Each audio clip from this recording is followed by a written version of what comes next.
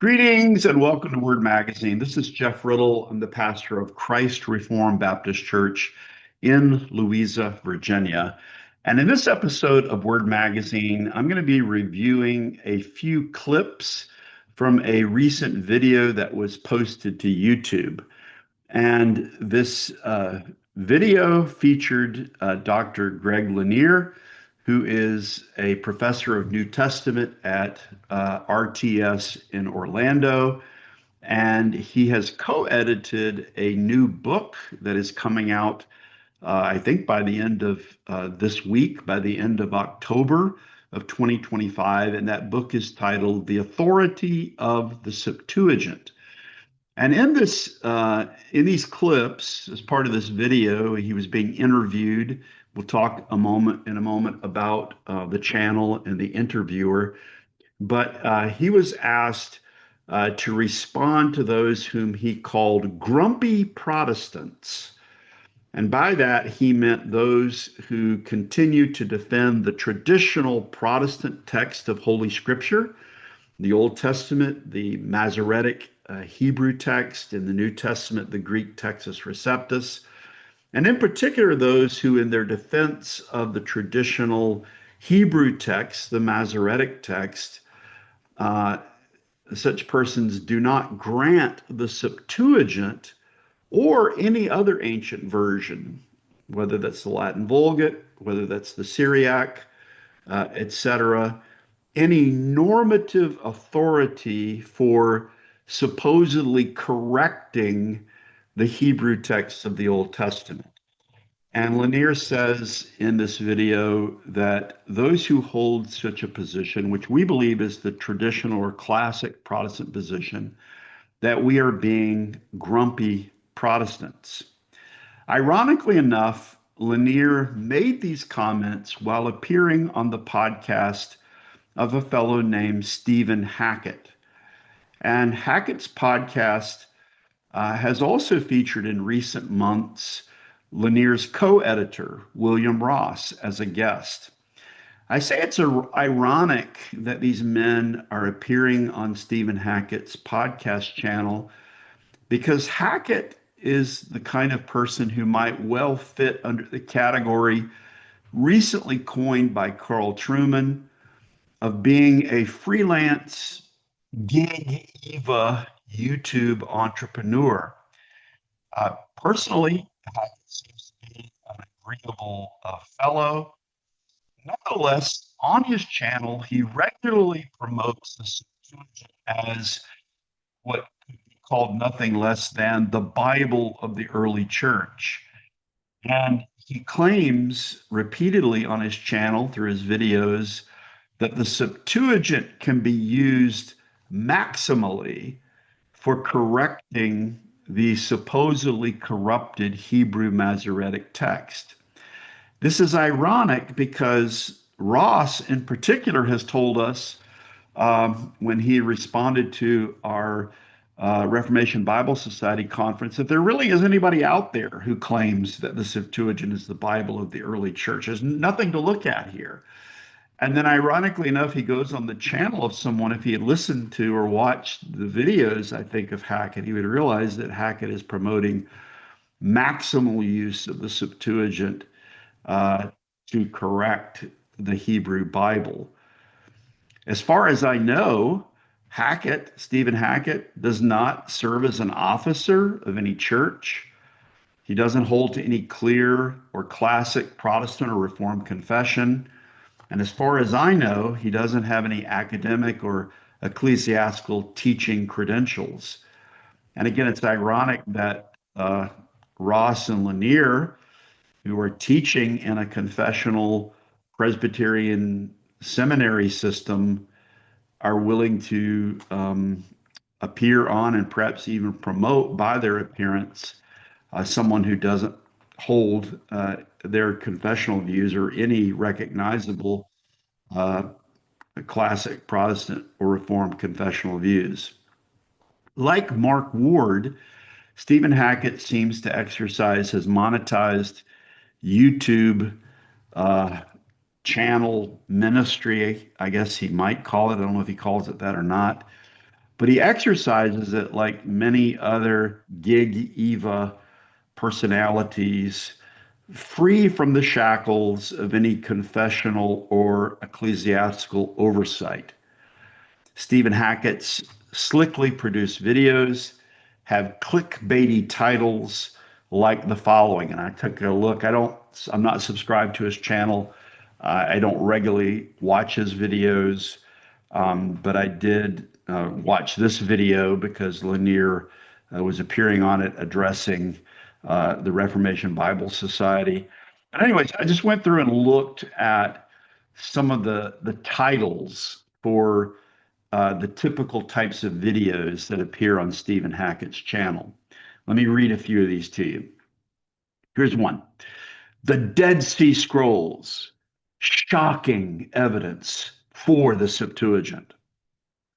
Another one: 10 shocking differences between the Septuagint and the Hebrew Bible. Another: Septuagint versus Hebrew Bible, the shocking 1400-year gap. Yet another: shocking findings why the New Testament follows the Septuagint. You'll notice, of course, the adjective shocking is among the most used in Hackett's video descriptions, occasionally replaced, apparently for variety's sake, by words like secret and surprising. Common nouns used in video titles include controversy and conspiracy. Here are a few more titles from Hackett's channel for his videos: The Dead Sea Scrolls versus the Hebrew Bible, the battle for the oldest Bible. The Ultimate Showdown, Septuagint versus Hebrew Bible. What I discovered about the Dead Sea Scrolls blew my mind. Surprising New Testament quotes that follow the Septuagint over the Hebrew text. Septuagint conspiracies exposed. What scholars actually say. And this happened to be an episode publicly available in which Hackett was interviewing William Ross. Hackett's most recent video from just a few days ago is titled, Jesus Used a Different Bible Than You Think. Spoiler alert: Hackett claims that Jesus used the Septuagint. It's the Bible of the early church. Seems to be what Hackett's saying. And Ross has told us there's no one out there making that argument. And he appears on a channel where a fellow is making that argument as part of a popular appeal. The video that we're going to be looking at a couple clips from in a few moments, in which Lanier appeared on Hackett's channel, is titled The Septuagint Controversy, Devil's Work or Apostolic Bible.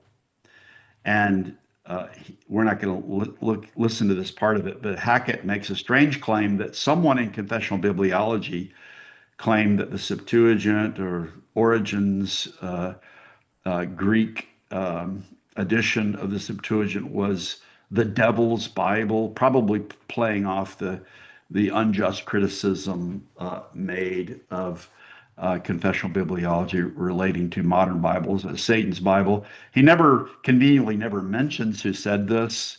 He doesn't name the person. But then the alternative, it's either devil's work or apostolic Bible. So what is he saying? The Septuagint is the apostolic Bible. It's the church of the early. It's the church of the Bible of the early church of early Christianity. And again, Ross told us that doesn't exist. And that's the very title that he put on this interview with Lanier. Let me just so that you can understand what I'm talking about.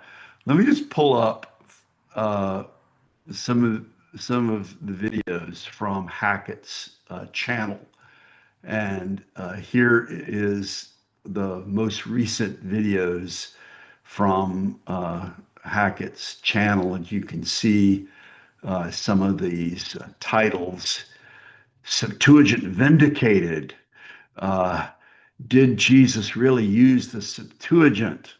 He comes back to really the same themes over and over again. Um, One of the things that I found interesting by looking at this, I discovered didn't know before, and I'm not even sure if Lanier and Ross are aware of this, but Hackett also has some of these videos in a members only category, and you have to become a member of his channel and pay $2 a month, and then you can watch these videos. So if you're a member, you can watch this video, which I haven't watched because I'm not a member. Cambridge PhD examines my approach to the Septuagint. And so there's Lanier behind a paywall on Stephen Hackett's channel. And here's one with a couple there too with Ross. Deep dive into the Septuagint, members edition, secrets of the Septuagint.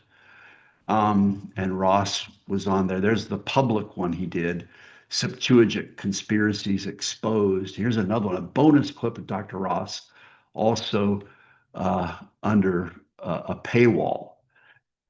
Again, it's so, I think, ironic that these men who say that no one's promoting um, the Septuagint for maximal use in correcting the Hebrew Bible, that they're appearing on a channel that seems to be making that very case.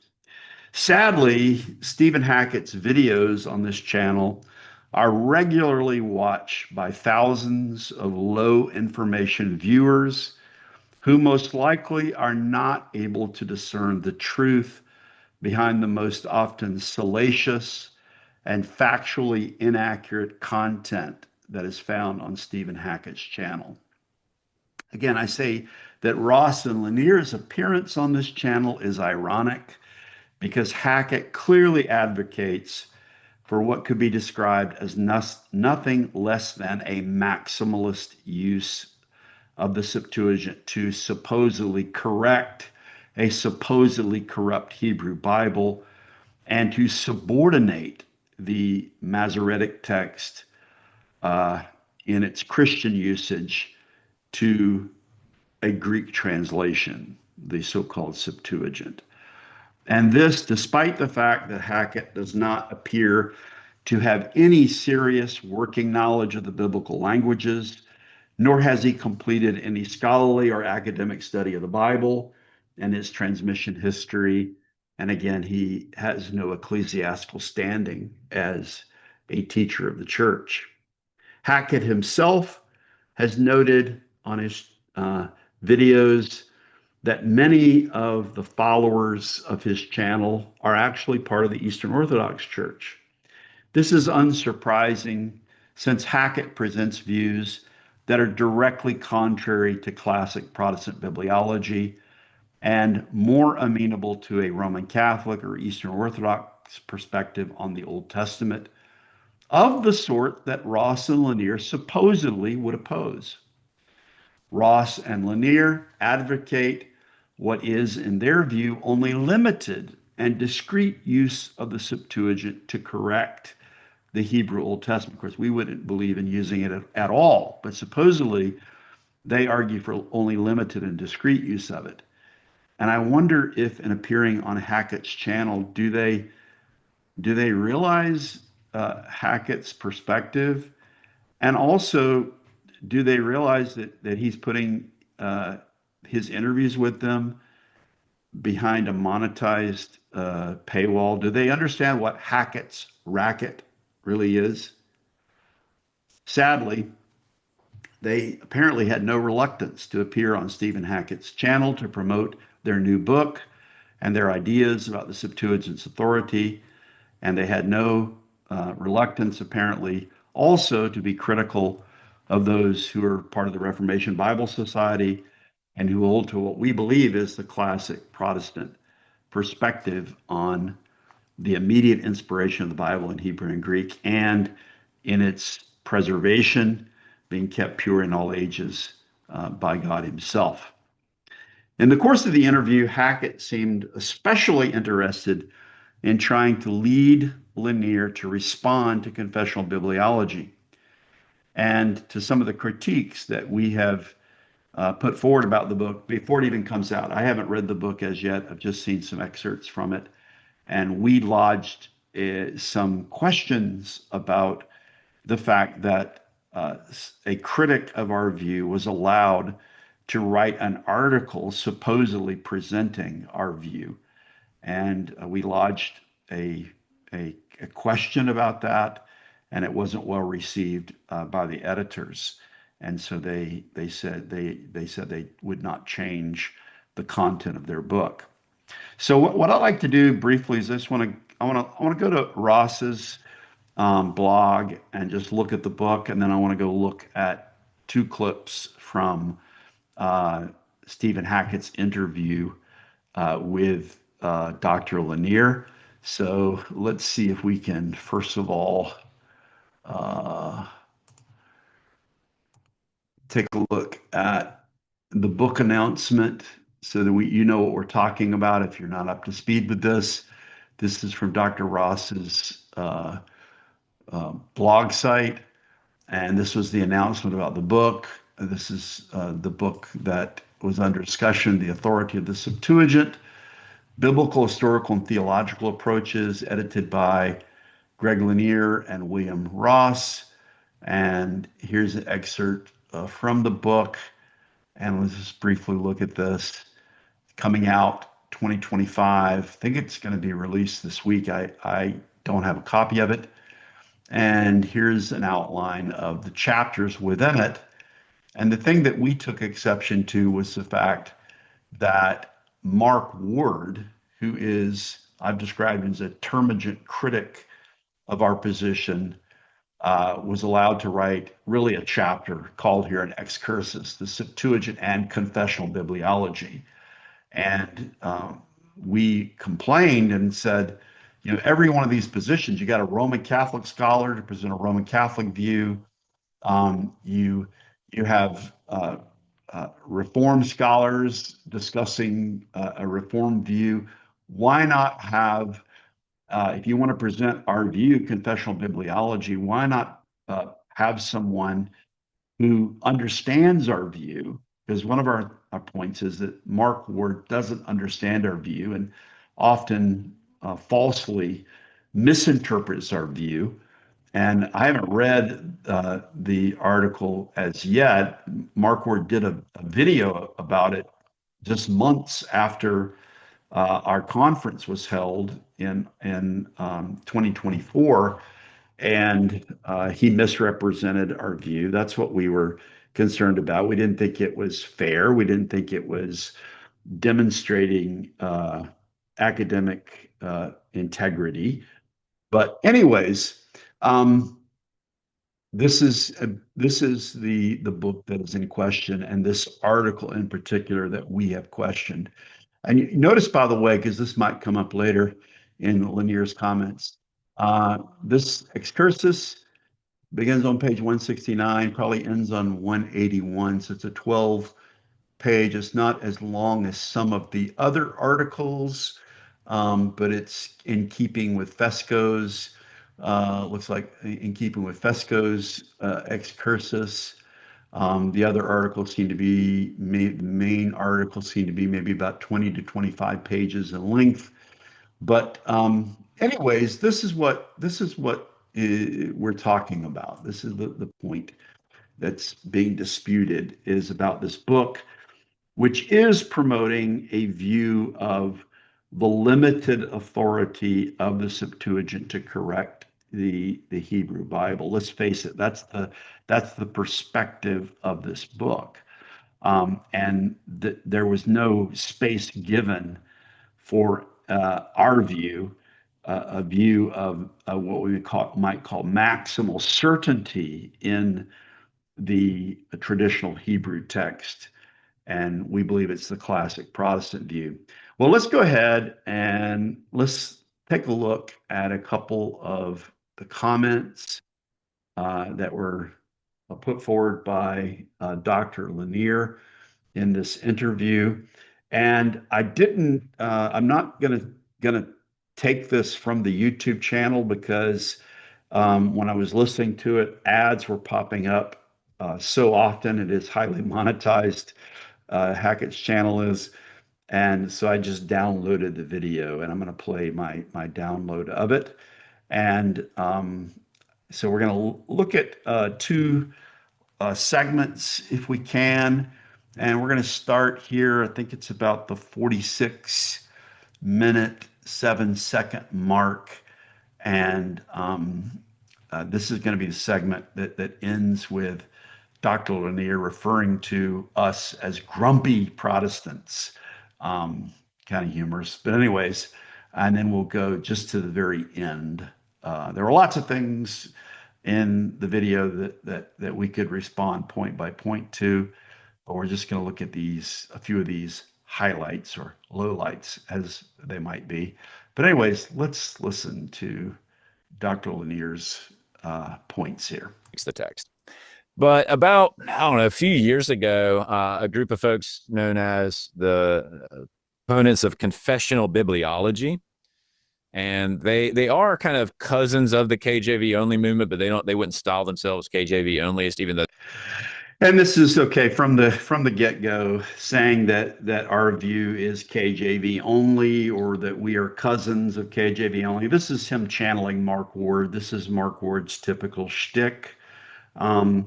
One of the things that surprises me about Ross and Lanier is that it seems to me they've demonstrated so little intellectual curiosity about the confessional text movement or what it is we actually believe. Um, I'm not sure that they would understand our affirmation of the autoritas divina duplex. King James Version onlyism would be antithetical to our position.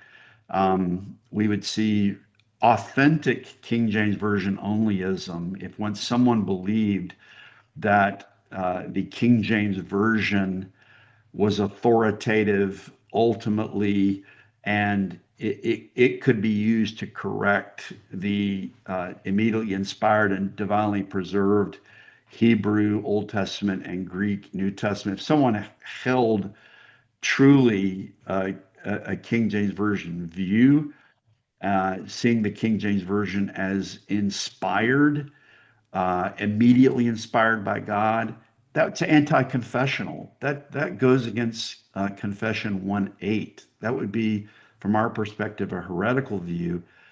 But Lanier, Ross take their information from Mark Ward. They distort our position. They don't seem to have expressed a lot of intellectual curiosity about it.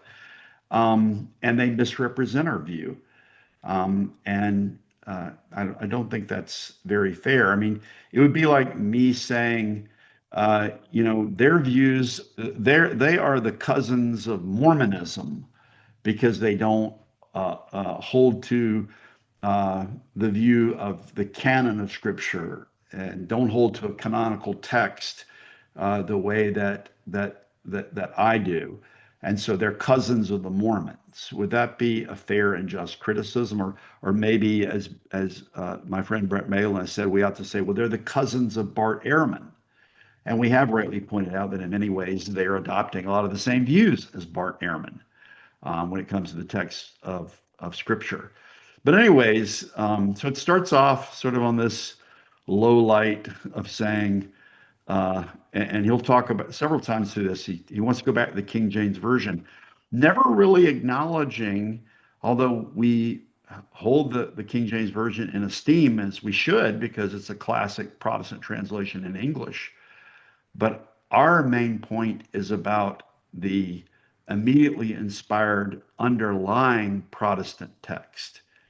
And they would much rather attack a straw man of our position, apparently, than to actually understand what our position is.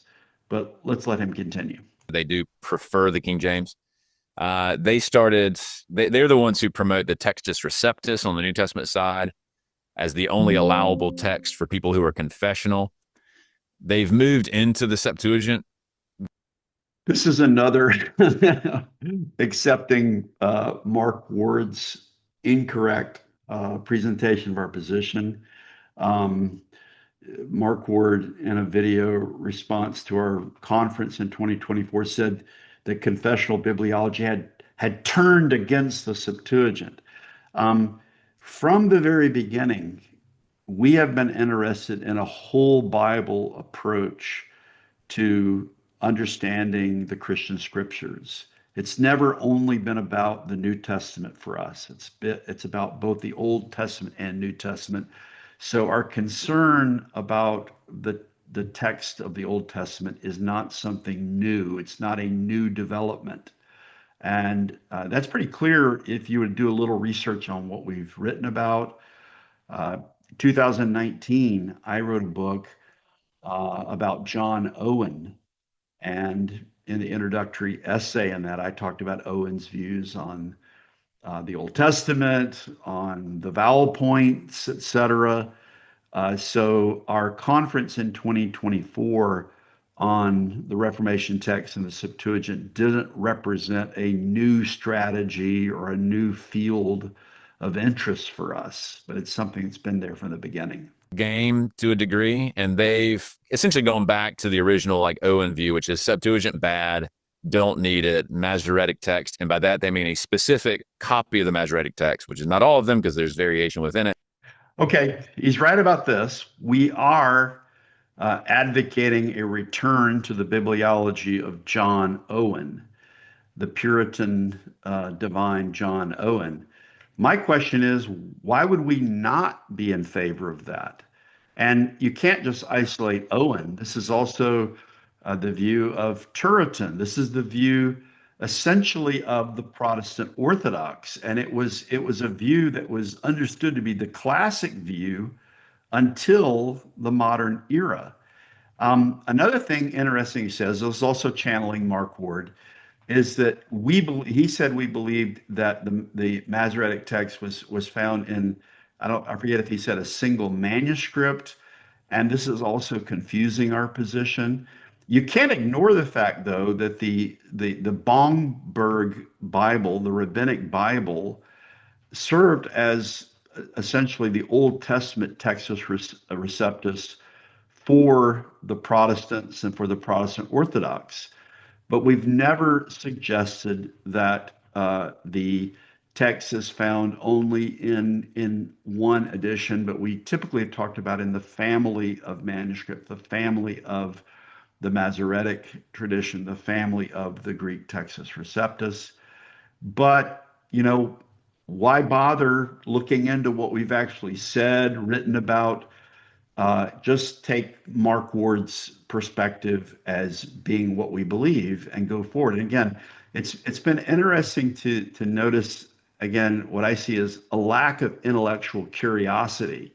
You're willing to print an excursus in your book criticizing our position, but there doesn't seem to be any sincere interest in understanding what our position is. But anyways, That's the one that's inspired by God. It's perfectly preserved, and that's all we need. And so when this book was but let me ask you this. Do you believe the Bible has been perfectly preserved? This is what it says in our confession. The Bible has been kept pure in all ages. Are we talking about contesting that fundamental assertion, or you're trying to make a straw man out of us holding to one particular edition or printing of the Masoretic text? That's not a position we hold. I think the issue in the end is not with that. That's a distraction. The issue is, do you believe Confession of Faith, chapter 1, paragraph 8, when it says the Bible's been immediately inspired in Hebrew and in Greek, and it has been kept pure in all ages? That's the question. announced, that group of folks didn't like it, is probably a way to put it. So he said when this book was announced, those people didn't like it. And mostly Will took the brunt of it, not so much me, because he was more online than I was. That's interesting. He says mostly Will took the brunt of it. I would love to see William Ross talk about what brunt he took. Maybe he's referring to the fact that that Lanier and Ross wrote a book that came out from Crossway that's about the Septuagint, and I wrote a review of that book. And my review of that book appeared in the Puritan Reformed Journal. And as I sometimes do, very often do, when I write a review of a book, I'll often send the review to the author or authors so that they know I've written a review of the book. I actually said a lot of positive things about their book. I said a lot of things I appreciate about the book. I was critical of the fact, though, that they suggested a limited use of the Septuagint to correct what they believe are places in the Hebrew Bible that are corrupted. And I pointed out that I didn't think this was in keeping with the Protestant Orthodox view. And when I sent the review, I did have an email exchange with Ross in which he complained about my review. And we went back and forth. And that was it. That was a private email exchange. Um, there were a couple of posts on X about their book complaining about the fact that Mark Ward was representing our position, but we weren't allowed to represent our position. But it was hardly a long or extended exchange. Um, I don't even think it was an uncharitable exchange at all. But it seems to be building up this idea that they were attacked for the content of their book. No, I think every single time that we've mentioned their book, we've said we're looking forward to reading this. We're especially looking forward to reading Fesco's article on what kept pure in all ages means. We're especially interested in reading Berntson's article about the Reformation view of the Septuagint. Um, we didn't attack the book. We were critical of what we thought was an unjust decision to have someone who is a termagant critic of our view presenting our view rather than allowing us to present our view. And he actually went to their conference on the topic, and that was interesting. So That was interesting. Why? Why was it interesting? Again, it's sad to see this again lack of curiosity and attempting to minimize and scorn our position publicly on Stephen Hackett's channel. they haven't been terribly happy with this book because they basically would say, why would you even have a book like this? Because the Septuagint has zero. That's not at all what we've said. If you listen to the talks that were given at the Reformation Bible Society, particularly the talk that was given by Russell Fuller, he talked about some of the appropriate uses of the Septuagint. The Septuagint was not demonized in our conference. It was pointed out that we do not believe that it is an accurate representation of the Bible, nor should it be used to correct the Masoretic text. But there were positive things said about its usage. So it's absolutely inaccurate to say that we think there's no usage for the Septuagint. A real role to play. And so we did include an excursus that addresses some of their positions, and they also didn't like that. Well, we didn't like that because it departed from every other article within your book. Every other article in the book has someone positively presenting a perspective on a topic.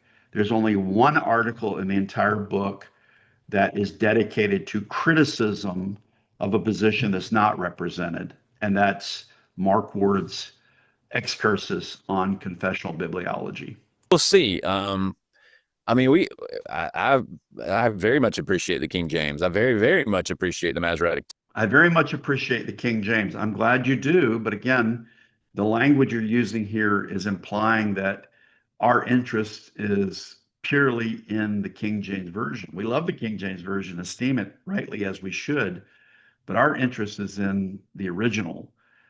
And he does say the Masoretic text, and he does have appreciation from the Masoretic text, but he also believes it's corrupted in places and needs to be corrected in places by the Septuagint and other ancient versions. And that's what we are questioning and challenging. Text. I don't think this has to be a line in the orthodoxy sand where you have to go all in. So I find it to be a little bit befuddling why there's so much energy about it. But So he doesn't think that the text of Scripture ought to be a line in the sand, and can't understand why there's so much concern about this. Well, as Bible believing Protestant Christians, the, the identity of the text of the Bible is obviously a very important issue. It's not an indifferent issue when you're a Bible believing Christian, because we must know what the Bible is. He wouldn't say that about the canonical books of the Bible. Well, it doesn't matter. Let's put the Shepherd of Hermes in there. Let's put the Didache in there. Let's add the additions in the Septuagint to Daniel or to Esther. I think he would probably protest that. So he's surprised. And this is a man who is teaching scripture in a Reformed seminary, and he's surprised that people would have a concern and interest about the identification of what scripture is, what the text of scripture is. Really? what do I know?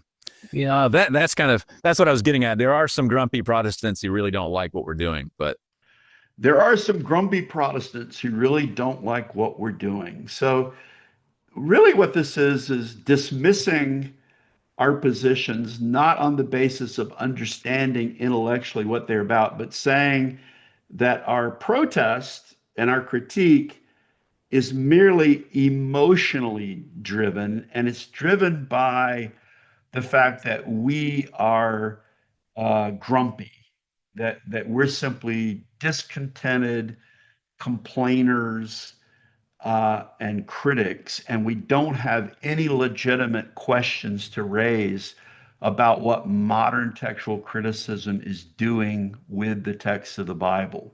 Well, honestly, I take this title, "Grumpy Protestant." I'll take that as a badge of honor. In fact, after I watched this video, I went into my X account and I updated my profile. And if you look at my profile, I now describe myself as a grumpy Protestant. But anyways, that's the first part. Let's go to the end now of the video. I'm going to go to the very end. Again, there's a lot that's really interesting in the video, and I wish maybe we had time to do all of it, but this would be a super long video. And so let me see. I'm going to go back to, I think it's about the 59-minute mark where I want it to start, if I can find that. Let's go back just a little bit more. 58. We'll just start there. I want to make sure I'm respecting your time. Do you have a little bit more time, or do you need to go? I don't. Oh, yeah, we got time, man. Let's do it. The what people viewing demand it. Okay, there we go. And they're going to put going deep or whatever in the digging deep in the comments. There you go. Cool. All right, no, I appreciate that. So, I wasn't sure that we'd get into the confessional text stuff. I have some interesting. I wasn't sure we'd get into the confessional text stuff. Like I said, Hackett several times, and I'm just showing a couple clips, but several times he was sort of really wanting to talk about this because controversy drives views and interest. So he's going to ask him a little bit more to add on to what he said earlier about the grumpy Protestants. We've mentioned this several times here. So I guess one of the dust ups that came up, if you don't want to address this, I'll edit this out. So it's totally up to you. But I think there's a little pushback. I'm friendly with people on opposite sides of the fence on this one. So there was a little, people were a little upset that there was just a chapter that was critiquing their position and not providing, a defense of their position. Would you like to speak into that? Again, I can edit this out if you'd like to avoid that topic, but whichever. Yeah. I've obviously we've gotten those tweets. and other things actually.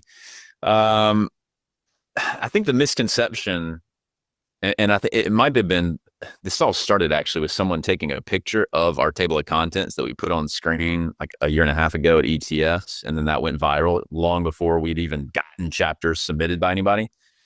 I wonder if he realizes that Mark Ward also did a video version of his chapter that was posted like in December of 2024.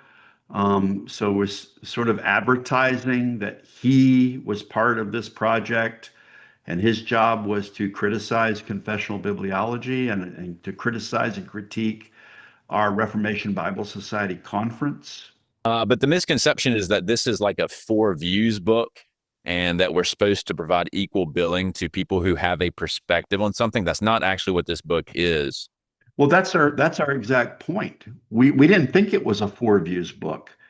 The problem is you've put something in there that is like a 4 views book. 4 views book, a positive presentation of one view and then a critique of it, and a positive presentation of another view and a critique of it. And we realized that's not what this book is supposed to be about. It's kind of like the old was it Sesame Street? One of these things is not like the other. You have positive presentations on various topics, but all of a sudden there's only one negative article, only one chapter in the book that is purely dedicated to critiquing a position, and it's Mark Ward's chapter on confessional bibliology, in which I haven't read the published version of it yet, but based on the video version of it that he put out, it misrepresents our position. And so, yes, we're concerned about truth. We're concerned about accuracy. We're concerned about academic fairness. And I would think that these guys would also be concerned with that. Not even close. The only chapter that is the Roman Catholic one, and the reason why we did that is because that's intrinsically Another irony, they have a Roman Catholic scholar writing in this IVP evangelical book presenting his position, but they would not allow um, a Protestant minister or scholar who holds to our position to present the confessional bibliology position. Instead, we have to have someone who is a termagant critic of our position speak about it. interesting to us. We didn't feel like there was a need for a Jewish perspective because it would be one sentence, right? The Septuagint has no authority. Actually, I think it would have been fascinating to have had a Jewish scholar talk about why they defend the traditional Masoretic text. And I also believe they would have said, as we mentioned, kind of like Russell Fuller, who holds to the Masoretic text, they would also probably have said, here are ways we think the Septuagint can be useful.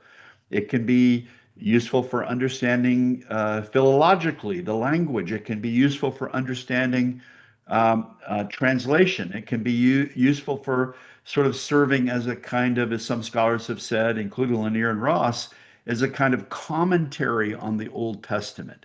So I don't think that a Jewish scholar would just out of hand reject any value for the Septuagint. I think it would have been very interesting to have had a Jewish scholar write about that. I have a feeling they weren't interested in that primarily because there's no chapter in this book that presents a defense for keeping the Masoretic text and not giving the Septuagint any authority to amend it or correct it. The Greek Orthodox chapter would be the Septuagint has all authority. Like those would be very short chapters. Well, that would have been very interesting too. You think it would have been a short chapter? You don't think an Eastern Orthodox scholar would have much to say about the use of the Septuagint as an authoritative Old Testament? I think they would have a lot to say about it. That would have been very interesting, in fact, to have read such a position. The Roman Catholic one, we thought, okay, that would be kind of interesting. But So, well, he said earlier, I think the fellow who wrote the Roman Catholic chapter was a chum of theirs from Cambridge. But why are we giving simply the Roman Catholic scholar the chance to present his position, but we're not giving someone who holds to, again, a classic Protestant position on the Septuagint an opportunity to write in the book. All the other chapters are not perspectival. They're okay. As a New Testament scholar, as a patristic scholar, what's the evidence that's relevant to assess this question? So Ed Gallagher is not approaching his chapter as it's a patristic view on this. It's what was the state of the question among essentially four main church fathers: Origen, Jerome, Augustine, and Eusebius. Same thing with the Reformation chapters. It's not a, okay, I'm a Reformed person, what's my perspective on it? It's what were the reformers who even talked about it at all? How did they debate this? I think this is very interesting. What he's essentially saying is we didn't invite a Jewish scholar to present a view of why the Old Testament should be the Masoretic text. We didn't present an Eastern Orthodox scholar to suggest why the Septuagint or the Old Testament ought to be the Septuagint as the standard. And what he said is we didn't have a Reform scholar who came with a Reform perspective. They were just neutrally looking at the material. They're just neutrally looking at the history. They're not coming with any presuppositions. Ed Gallagher, he's just studying the patristic evidence neutrally. Actually, he has a perspective on the Septuagint, and like most mainstream academic scholars, evangelical scholars, like Lanier and Ross, he believes in a limited use of the Septuagint to correct the Hebrew Old Testament because he believes it's corrupted in various places.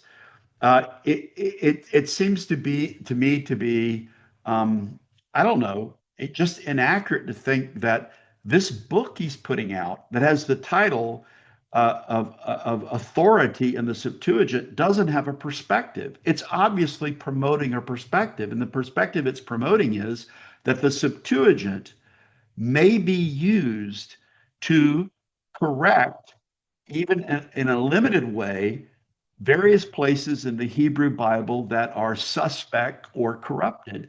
This book is not neutral. It's not a neutral study of history. It's not a neutral study of systematic theology or the church fathers. The authors have perspectives. And what he's putting forward here is sort of a throwback to the modern scientific age. We could put on our white lab coats, we can go into the lab. We don't have a dog in the fight. We can just study the evidence and come out with our conclusions. Obviously, these Ross and Lanier in particular have a perspective that they're hoping will be promoted in the book. And the fact that they asked Mark Ward to attack the confessional bibliology perspective shows that they have an interest in suppressing or deriding a view that they know would directly challenge their view. They don't want to give a voice to people who are questioning the use of the Septuagint to correct the Hebrew Bible. So, anyways, it seems to me just to be a fantasy to say that that this book is sort of a neutral piece of scholarship. Obviously, it's not. Same thing with the systematic theologians. They're not saying, well, I'm a systematic theologian, so I have a perspective on this. They're like, actually, they start with, we've not done a very good job talking about this at all. And so what are some categories that we can use from systematic theology to help assess this? And, who are some of the thinkers in the sort of dogmatics world that talked about it? So all that is prefaced to this whole idea that, or to just to clarify that we're not giving a, Zondervan 5 views book. That's not what this is. And even the one group. If it's not a Zondervan's 5 views, then why do you have one article that is dedicated to criticism of a position rather than promoting a position or even neutrally studying it? Greek Orthodox writer, Myrto Theocarous, she's not writing as a Greek Orthodox person with a view on this. She's just doing the summary chapter. She says, okay, here's what everyone said. I thought this was interesting too because I had initially, when I saw the authors for the book, thought that this person, what is her name, Myrto, I forget her last name, but it's a Greek name. I thought she was probably an Eastern Orthodox, but then when I looked her up, she teaches at an evangelical. She teaches, that could be another question. She teaches at an evangelical school, Protestant school in Greece. So he just said she's Eastern Orthodox. And I don't think she actually is. But I mean, he's the editor of the book. So maybe some of you can do some fact checking on that.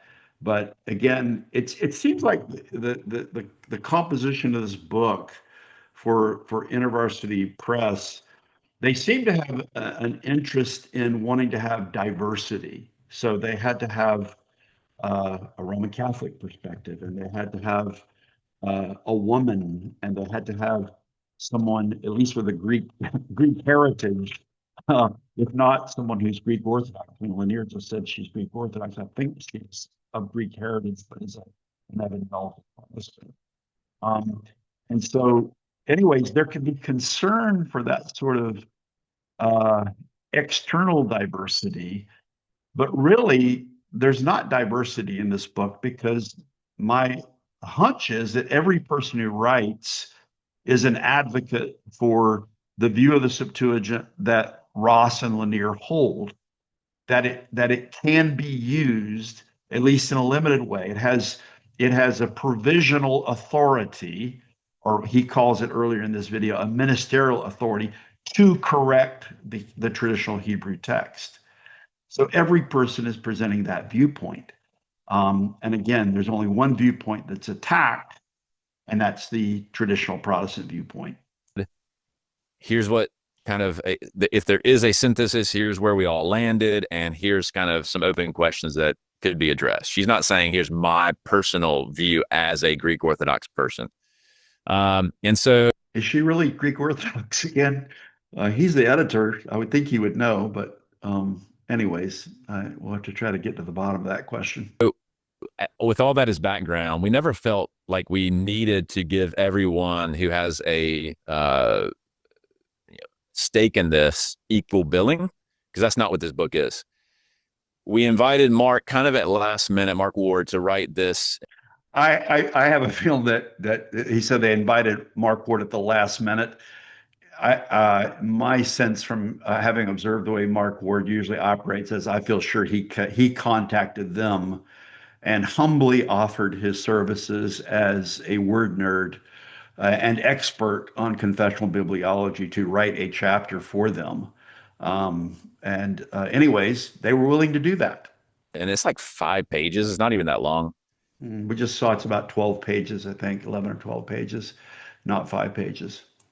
Specifically to respond to the conference that the confessional bibliologists put on. I think it was in Virginia. I can't remember where it was. Charlotte, Virginia. I can't remember. Somewhere in it was in Lynchburg, Virginia, in ACC territory, where they were specifically addressing the Septuagint, and in fact, they were mostly addressing the book that Will and I wrote. What? So he said that at the Reformation Bible Society meeting that we had in August of 2024, that we mostly in that conference were addressing the book that he and William Ross wrote. That's preposterous. Have you listened to the conference messages? I quoted the book. I have a published review of it, but I'm not sure anybody else in the conference. The conference was not about your book, friend. The conference was about the Reformation text in the Septuagint. It was not centered on responding to Lanier and Ross's book, and that's just preposterous. William Ross was there at the conference. He listened to the plenary lectures, and if he told you that that conference was mainly about your book, then that was a gross misrepresentation of what our conference was about. Or at least it came up a lot. And then like Will was there. And so he said that was interesting when they realized he was there. Well, he was treated very charitably. He was welcomed. He even said that he was, I think, a little taken aback that he wasn't attacked. People were friendly with him. And it's sad that there wasn't a mutual expression of charity or even an effort intellectually to understand uh, our perspective on this issue.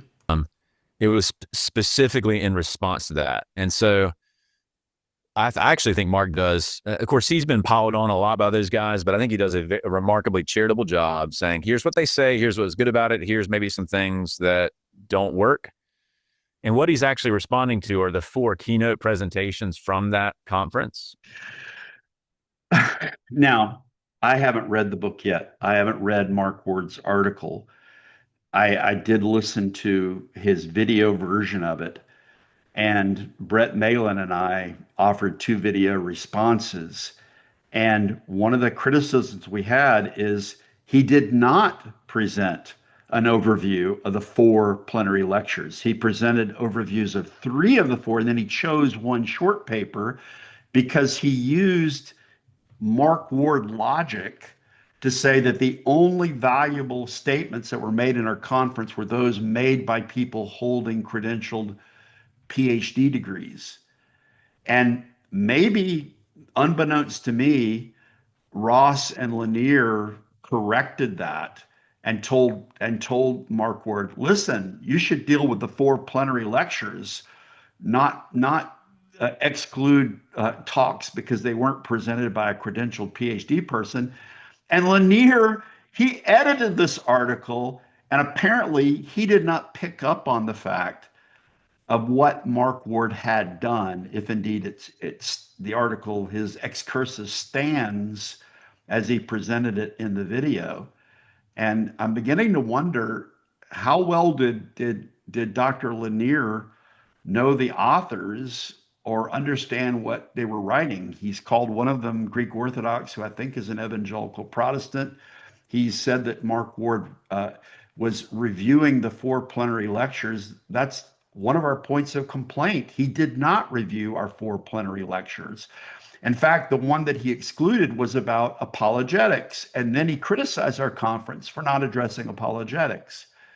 That's, again, we think a lack of academic integrity. None of it's been published so far as I'm aware. So he just cites the YouTube videos. And so that's another kind of background consideration is there's not kind of a demonstrated academic track record from folks in that world. They typically just do YouTube videos and like bloggy type stuff, which is fine. That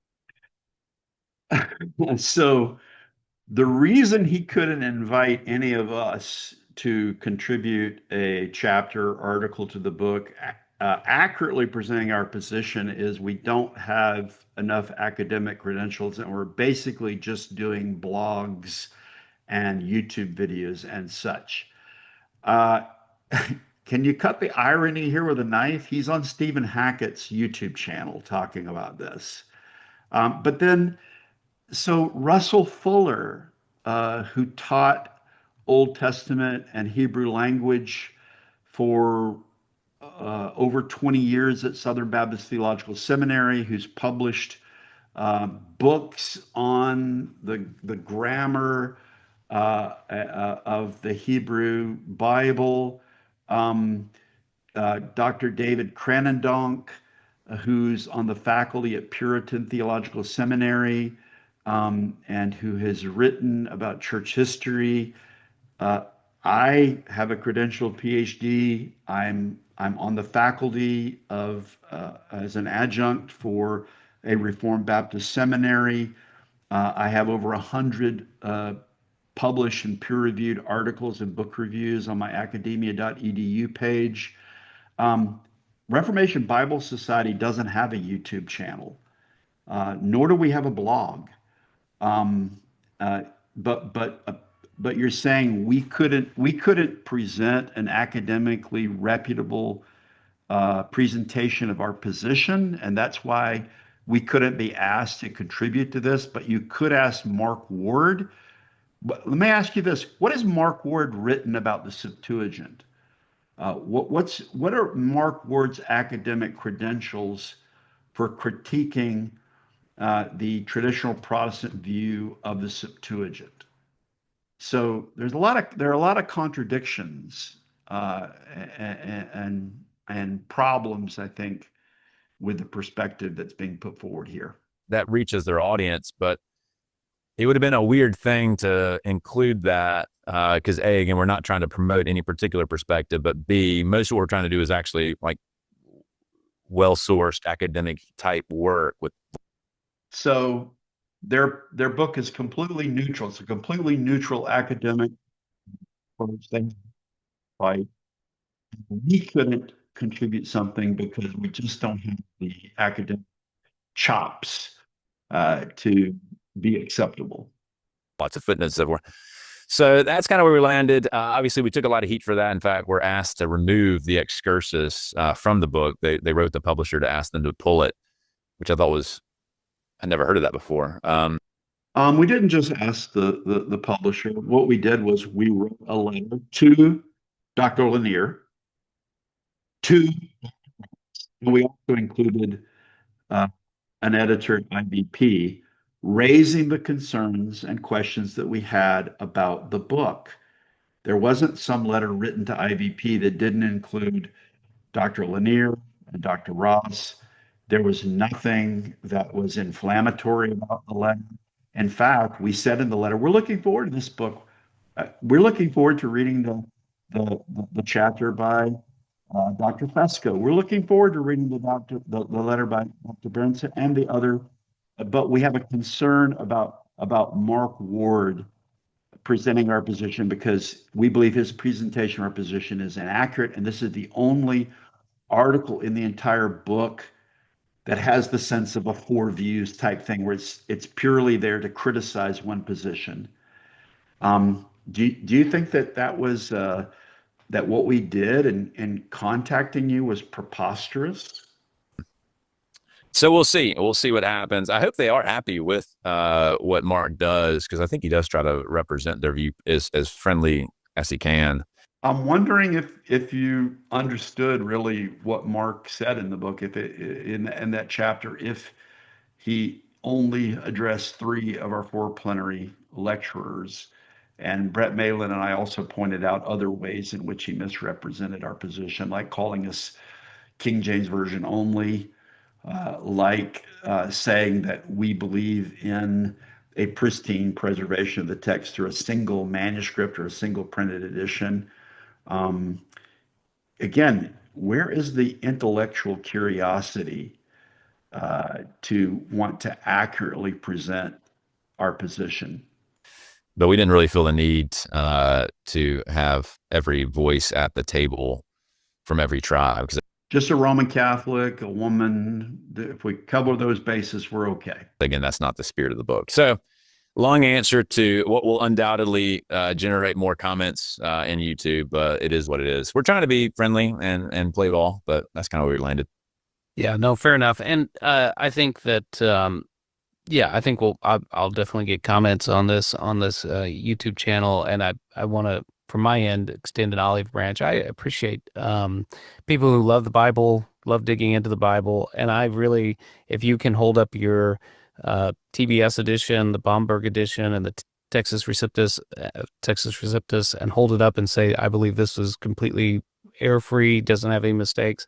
I don't really have a problem with you for my own part. But I just that what you presented there, Mr. Hackett, is relativism. If it doesn't matter what the content of the book you hold up, if you hold up the Septuagint and say this is the Old Testament, the Protestant reformers have a problem with that. The text of the books in the Septuagint doesn't match up with the text of the Bible in the Hebrew Masoretic text. You have the Apocrypha that is included in the Septuagint. You have additions to Esther and Daniel. Some books are shorter or longer than others. So yes, we're back to the question of we're rejecting relativism. For Protestants in particular, who hold to sola scriptura, we must know what the scriptures are. We must be able to define what the Bible is, or we have our complete epistemological foundation taken out from under us. Come up, and I thought it'd be an interesting thing to bring up. Um, Yeah, it's funny. I mean, just to underline that, I mean, same thing with me, which is why I've largely tried to stay out of it. I don't have no interest in picking fights with anyone. But the funny thing is, on the New Testament side, a lot of my academic publications have actually been very pro Byzantine text, and the Textus Receptus is a version of the Byzantine text. And in fact, so I have a textbook on textual criticism coming out hopefully next year with a different colleague of mine. And we kind of go out of our way to be as very positive towards the essential integrity of the Textus Receptus and the fact that it's way closer to the critical text that I would tend to prefer than a lot of folks realize, because like we're on the same team here, guys. Let's not pretend that they're like two totally different New Testaments. And if anyone, Again, there's a great tendency among those who embrace the modern critical text to want to downplay the differences between the modern critical text and the received text, and even between the majority text or the Byzantine text and the received text. I would say a couple things about that. You should get the Trinitarian Bible Society's textual key of the New Testament, where it lists 650 differences, and that just scratches the surface. There are differences in almost every verse, basically between the traditional text and the modern critical text. And that's not to mention the big ones like the 12 verses at the end of Mark, the 12 verses in John 7:53 through 8:11, the doctrinally significant differences. Is it going to read in John 1:18, the only begotten Son of God, as in the traditional text, or is it going to read the one and only God, as it does in the modern critical text and as it's translated? So let me say this to people who make this type of argument. Really, we're on the same page. These aren't two separate Bibles. Then why do we have to depart from the traditional text then? Is it just out of novelty? If they're so close to each other, how about, and we're the weaker brothers, just concede to us and continue to uphold the traditional Protestant text. my students who have taken me for Greek or people at church or whatever, I mean, I think the King James is fantastic as a Again, he's tried to make this about the King James version, which people in his camp often do. They'd much rather take the straw man and think this is about simply the defense of the King James version, rather than a Protestant bibliology that's based on a view of the traditional Masoretic text for the Old Testament and the received text for the New Testament. You know, in our conference that we had in 2024, one of the presenters was a brother from Ethiopia who's translated the New Testament into the Amharic language from the traditional Hebrew Old Testament and the traditional Greek New Testament. Do you think he's mainly concerned about the King James Version? We were recently approached by a pastor in Brazil who wants to translate the book that I co-edited with Christian McShaffrey, Why I Preach from the Received Text. He wants to translate that book into Portuguese. Is that because he's a King James Version onlyist? No. It's because he respects the traditional Protestant texts of the original languages and wants a translation of the Bible in Portuguese that follows the traditional text. Same thing is true for friends I know of who hold a confessional bibliology who are in the Spanish-speaking world and want to hold to the traditional Protestant translation of the Bible known as the Reina Valera, or friends of mine in Hungary who want a translation of the Bible based on the traditional Protestant underlying text in Hungarian that is reflected in Protestant translations like the Károly Gaspar translation.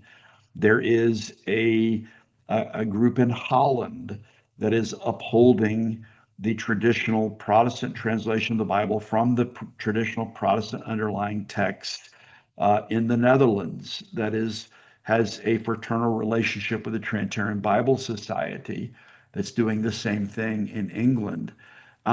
So yes, he'd like to say it's all about the King James Version. Again, we love and respect the King James Version. Everyone should, if you're English speaking. But again, where's the intellectual curiosity about actually understanding our position? Translation methodologically, I think it's fantastic. I'm even, I don't know, with each passing year, I'm kind of warming up to, in various ways, the long ending of Mark and the pericope adulterae. I'm like, so glad to hear that, brother. I'm very happy to hear that. I commend you for that.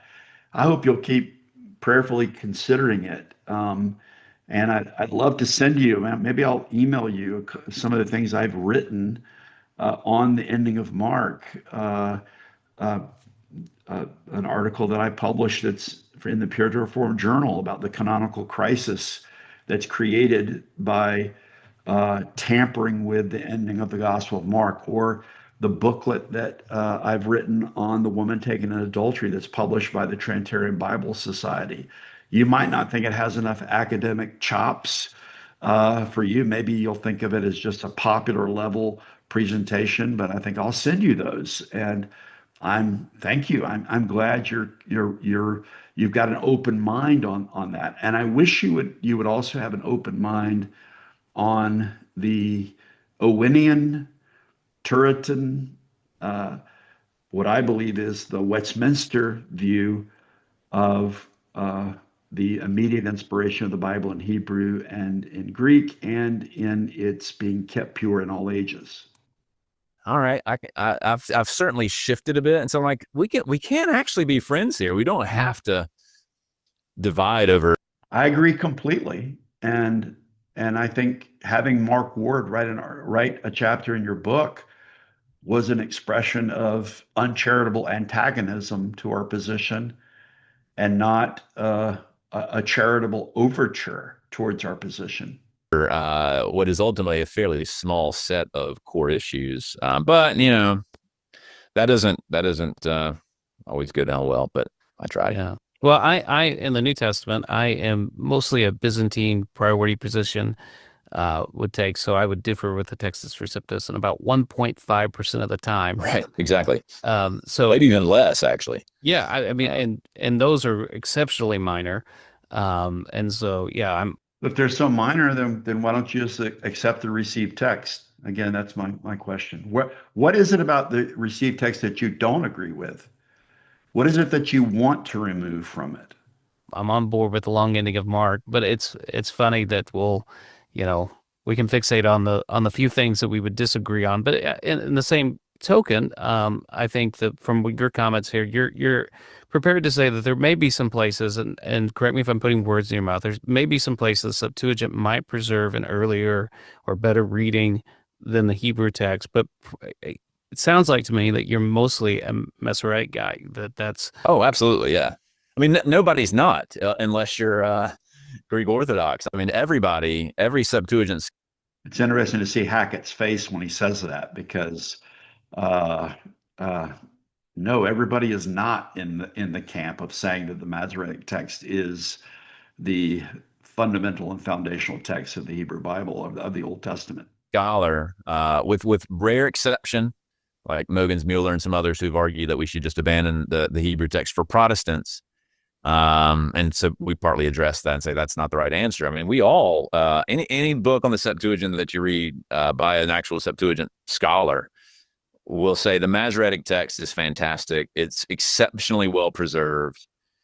the proto-Masoretic, i.e., the text as it stood before you have the rise of the Masoretes, call it in 400 AD, was very, very close. And like a lot of the Qumran evidence will bear this out, or from Masada or wherever in Getty, other places. Like, we have a very reliable text. We just don't necessarily think we have to say it's perfect. Well,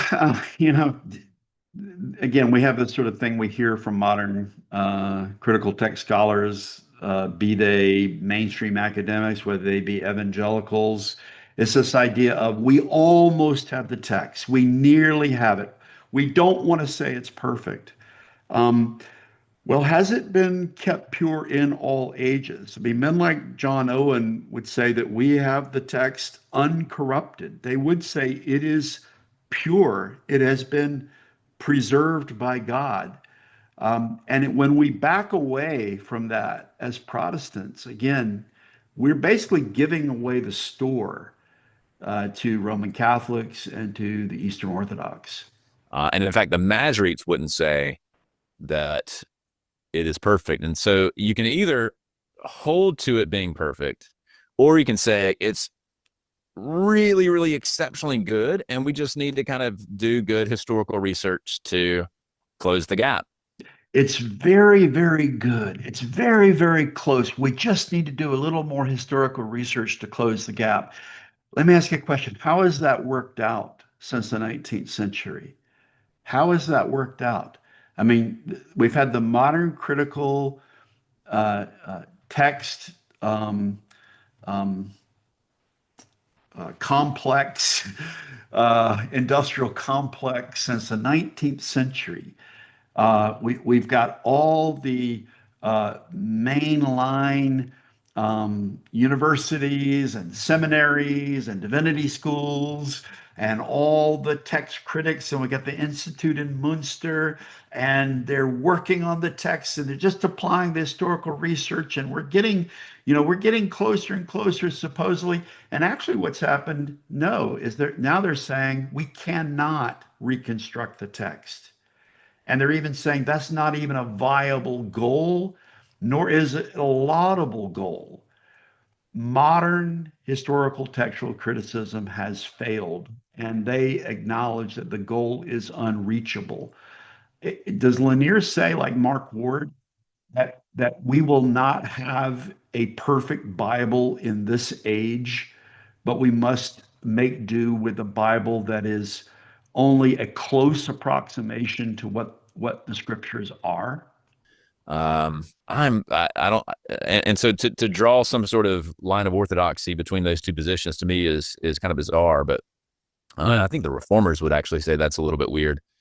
I mean, Calvin himself gets into it, and so that's in the chapter on that.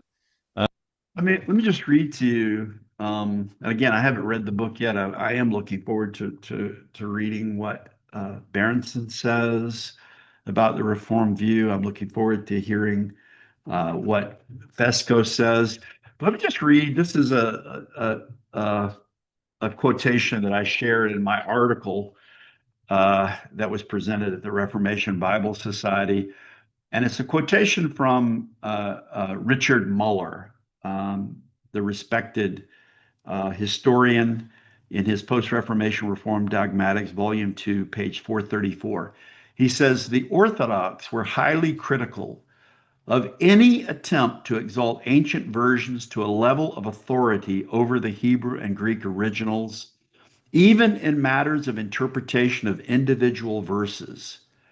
This does not mean, however, that they refuse to use the versions in exegesis and interpretation. What was ruled out categorically in the establishment of the text was gladly included in the work of interpretation. They categorically rejected using versions to establish the text. Now, were they obscurantists? Was their view a fringe view? Muller could say this was the view of the Protestant Orthodox. Was John Owen, was Francis Turretin, were they simply a fringe representation of Protestant Christianity? So I don't know. So yes, I'm absolutely pro Masoretic as the best representative of the actual inspired Hebrew and Aramaic text from God. And I think the places where it perhaps needs repair are exceptionally few in number. And there's sometimes even like an ESV where they amend the text. I'm like, you don't need to do that. I'm glad to hear you say that because the ESV amends the text over 200 times, I think, in favor of Septuagintal readings. And I agree with you. It doesn't need to be done. I don't think it needs to be done any of the time. We have no problem understanding Protestant translations based on the Masoretic text. This is a manufactured crisis. Uh, the Masoretic text is perfectly useful and reliable as it is. Yeah. That was maybe overzealous. And they don't do it that much, anyways. There's a few noteworthy ones like Deuteronomy 32 that the text. What about when they add a half verse in Psalm 145 to correct the broken acrostic? If modern scholars are able to tinker and toy with the text, they will keep changing it and changing it and changing it. And what we will end up with is a Bible that's always changing. Text is pretty convoluted, but in general, it's like, no, I'm pro Masoretic. So we can be multiple things at once, I suppose. But I also think Septuagint is great. Yeah. So let me give you a thought that I have on this, and just love to hear your thoughts on this. So my own position is I love the Septuagint. I think it's amazing. I think it's awesome. I think it's a great witness. It predates our manuscripts, predated our Masoretic manuscripts. But This is kind of interesting because I really don't think Lanier understands how much of a Septuagint maximalist Hackett is. And so he's kind of gingerly talking about his admiration for the Septuagint here. centuries, but they basically witness to the same. You're going to be the same kind of Christian, whether you're reading the Septuagint or the Relativism doesn't matter what kind of Bible you read, you're just going to be the same kind of Christian. Yeah, so are Protestants the same kind of Christians as Roman Catholics and Eastern Orthodox? the Hebrew Bible, get the same idea. But to me, I think we should keep those two spheres. Like, if you're going to translate the Masoretic text, translate the Masoretic text. If you're going to translate the Septuagint, translate the Septuagint. My own position has been we shouldn't, if we're going to translate one or the other, rather than trying to mix these two. Is that an unreasonable? I'm going to pause here because I think the rest of the way out, they're just talking about Hackett's views, which I really don't think we need to rehearse. I mean, really, what he indicates there is he really wants an English translation of the Septuagint that is used alongside of English translations of the Masoretic text and has a parallel authority to the Hebrew Masoretic text. And uh, this is completely contrary to Protestant bibliology, completely contrary to what's expressed in uh, Westminster Confession of Faith 1:8. And again, not sure that